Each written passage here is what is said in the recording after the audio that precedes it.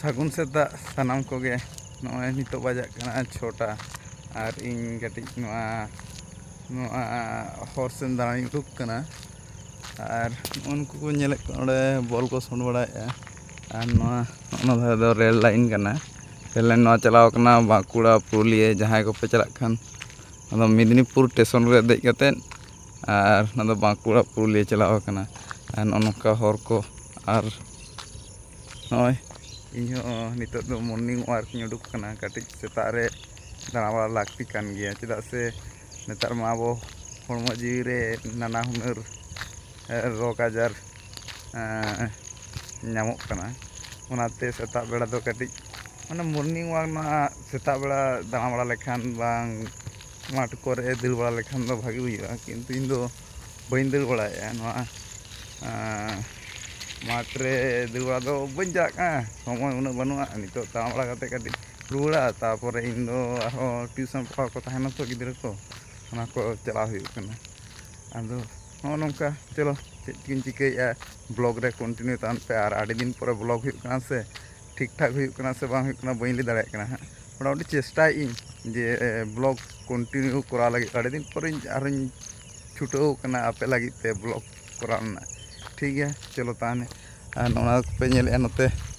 पूरा बात डाही और डाही नोतेना मिट्टन जिनिसिन देखा बन कना आबो आतु टोला पड़ा हड़ को नेल ताबन पे मिट्टन ते जिनिस आगे देखा बन के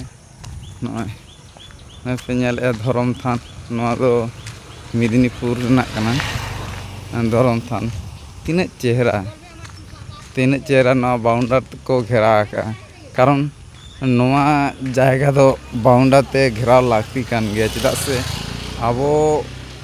आबो नोआ जायगा रे नाना हुनर होड़ को बोलना को माने बोलना को आर घेरा बान तहन लेखान हयतो जुते फुते कते को बोलन गया ओनाते आबो नोआ धरम थान दिन मनेया आर नोआ बाउंडर ते घेराव लेखान गे भागिया झोतो जायगा रना गे कारण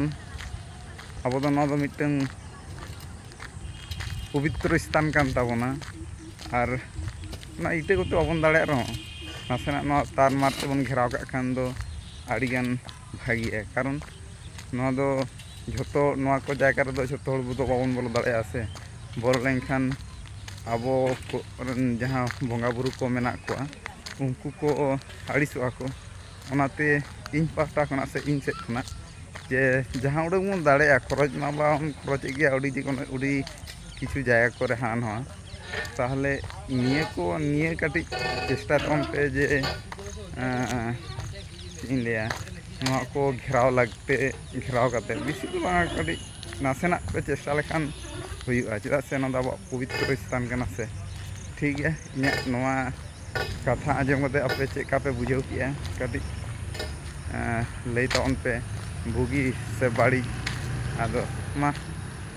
आपे गे चिंता भावना तन पे नोडे मेदिनीपुर कोई कोठा रे नोडे तो बाजार बैसे सेता बेड़ा मोटामुटी जिनिस को सब्जी को भाई को अगुया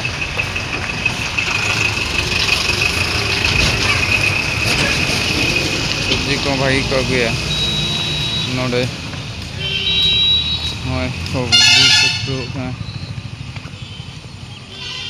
कोई कोठा काली मंदिर कोई कोठा मार्केट दीदी बन कुलिया सब्जी तीना कते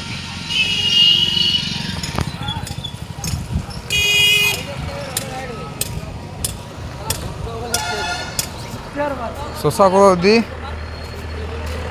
शशा को तो बोलो अनेक ना ना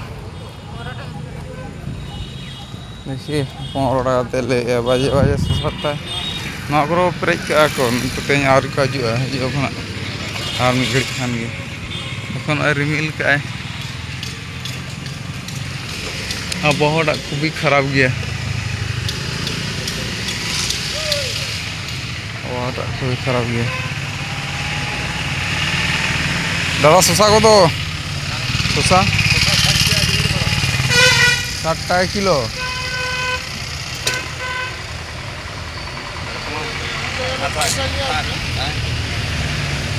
কি বলো দাদা, 60 টাকা কিলো। কাকু ভেন্ডি কত? ভেন্ডি হ্যাঁ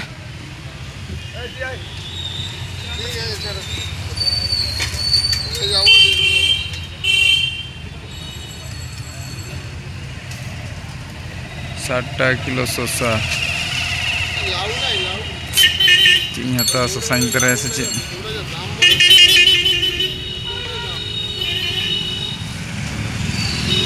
দাদা 60 টাকা না? বিরাট দাম যে, বিরাট সেরা ñeloᱜ ᱠᱟᱱᱟ। ᱪᱮᱛᱟᱱ ᱥᱮ ᱱᱚᱝᱠᱟ ᱨᱤᱢᱤᱞ ᱟᱠᱟᱜᱼᱟ, ᱱᱤᱛᱚᱜ ᱵᱟᱡᱟᱜ ᱠᱟᱱᱟ 6:30 ᱜᱟᱱ ᱟᱨ ᱨᱤᱢᱤᱞ ᱱᱚᱜᱼᱚᱭ ᱱᱤᱛᱚᱜ ᱠᱷᱚᱱ ᱜᱮ ᱨᱟᱠᱟᱵ ᱟᱠᱟᱜᱼᱟ। ᱱᱚᱣᱟ ᱠᱚᱨᱮ ᱯᱷᱟᱸᱠᱟ ᱜᱮᱭᱟ, ᱱᱚᱣᱟ ᱠᱚᱨᱮ ᱦᱟᱸᱜ ᱠᱚ ᱥᱚᱵᱽᱡᱤ ᱫᱚᱠᱟᱱ ᱠᱚ ᱫᱩᱲᱩᱵᱼᱟ। गाड़ी का काली मंदिर कुईकोठा काली मंदिर फ्लाट आदि चेहरा ñeloᱜ ᱠᱟᱱᱟ। तो उन्ना भीड़ बानुआ और कटिक पोरे खान ना भीड़ुआ।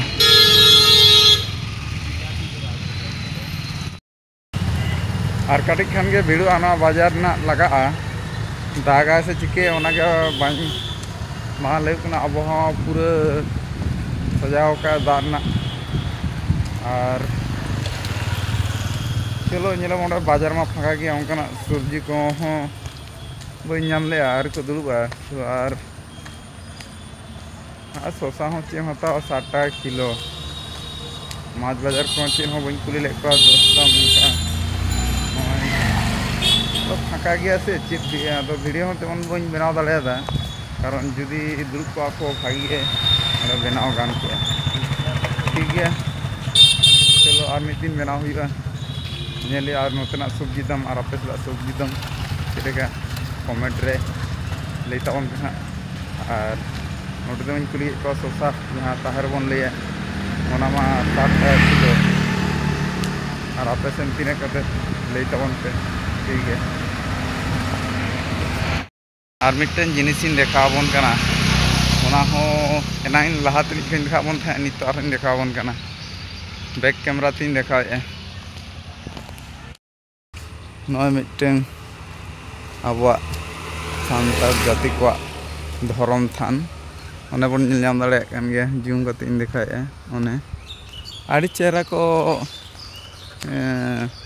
माने आड़ी चेहरा को बाउंडर का लाक्ति कान गया।